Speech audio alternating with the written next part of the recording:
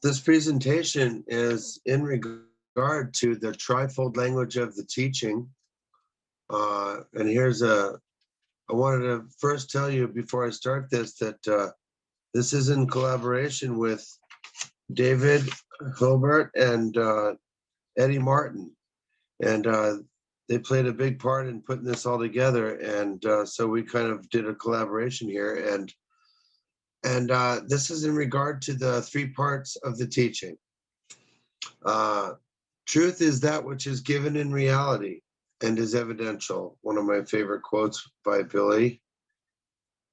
And this is in regard to the hard sounding language of the truth, effective truth, and its reality. This is by me, Derek Lee, with excerpts from Eddie Martin and David Fulbert for FIGU Arizona presentation 11/26/22. The spiritual teaching of the truth, teaching of creation energy, teaching of the life, is one complete teaching. Yet it consists of three parts. Each part has its own appropriate language. The teaching of the truth in particular exhibits brazen laws that correspond only to reality and do not bend or compromise in any way to anything outside of the actual effective truth. The teaching of the truth also cannot be taught with the use of diplomacy to soften the brazenness and harshness of it, and it does not conform to anyone's thinking, beliefs, or versions of the truth merely because someone believes them or wants them to. And Christian Frenner explained it rather well in 2015 in his video titled Applying the Spiritual Teaching in Everyday Life. The spiritual teaching is a three-part explanation that covers everything that exists. The teaching of the truth deals with reality, the universe, dimensions, time, space, nature's love, etc. The teaching of the creation energy deals with spirit, consciousness, unconsciousness, subconsciousness, reincarnation.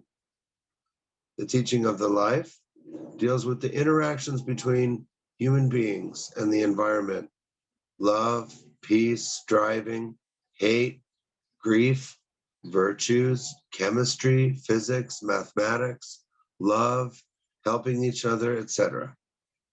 So contrary to religion, which is a closed system, the teaching of the truth, the teaching of the creation energy, the teaching of the life is an open system, teaching that will never cease to be terminated or limited because it covers everything that corresponds to reality.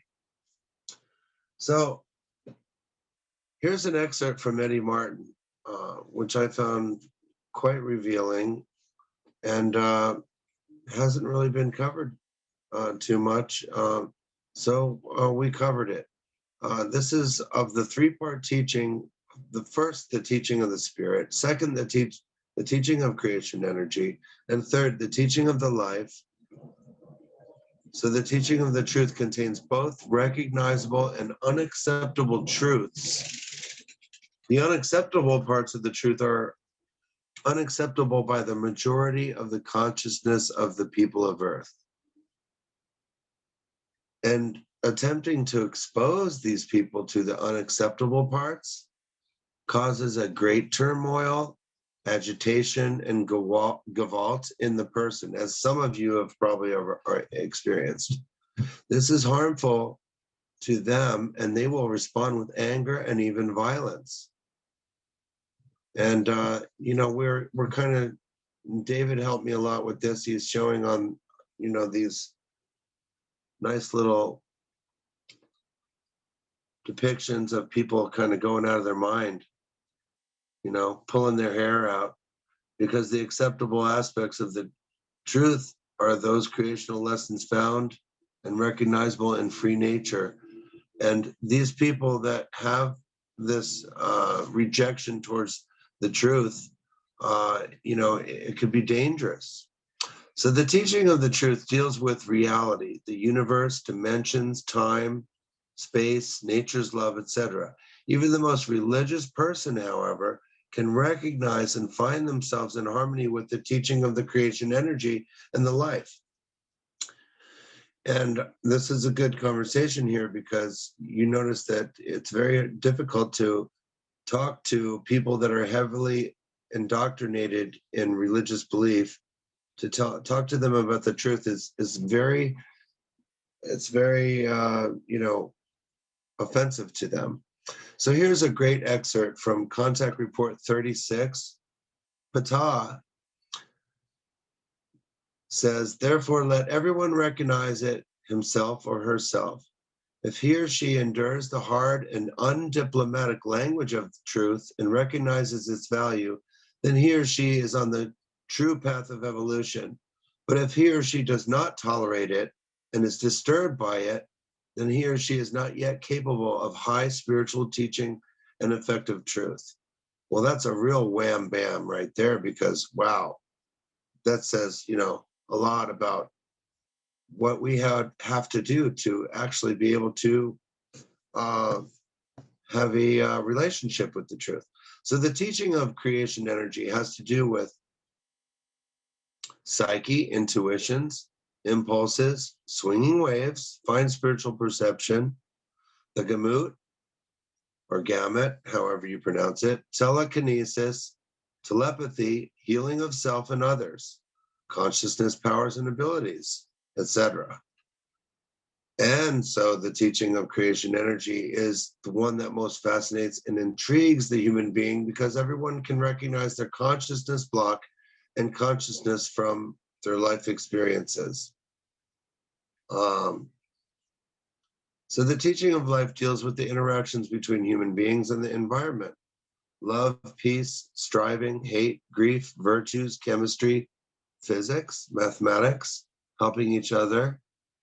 The teaching of the life is about the conscientious coexistence and harmonious life with all that exists, being a true human being, the virtues, and the character development.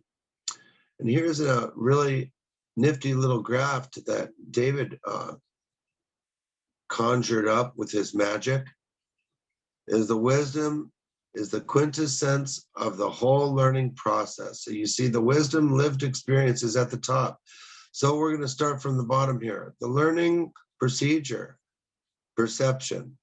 Perception of a thing, a thought, is spiritual, fine, sensitive feeling, infodung, and inspiration, anong, I can't really pronounce it very well, of the subconsciousness, a feeling and so on leads to their recognition and comprehension. Here too is a supplement from the Goblet of the Truth, section 28, sentence 62. The perception of responsibility, however, is also combined with the perception of the reality of the creational laws and recommendations and their way of acting, wherein the perception of all things is also anchored, which does not happen directly through the consciousness, but rather through the unconscious, which precedes the consciousness and is not identical with the subconsciousness.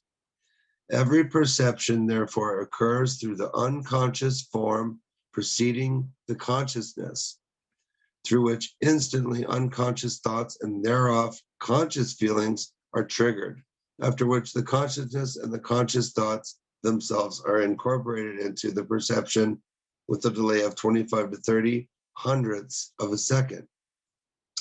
Here's recognition. From recognition, comprehension of the perception via a closer examination and study of its nature and content to its cognizance.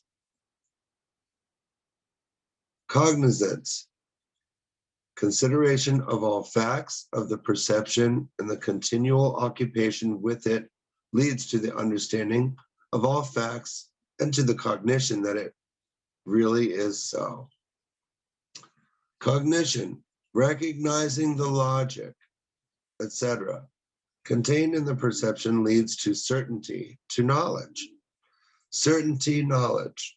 Applied knowledge in repetition leads to practical experience, proficiency, and living experience, know-how. So here's practical experience and living experience. repeated self-lived experience and self-tested experience of a fact leads to wisdom.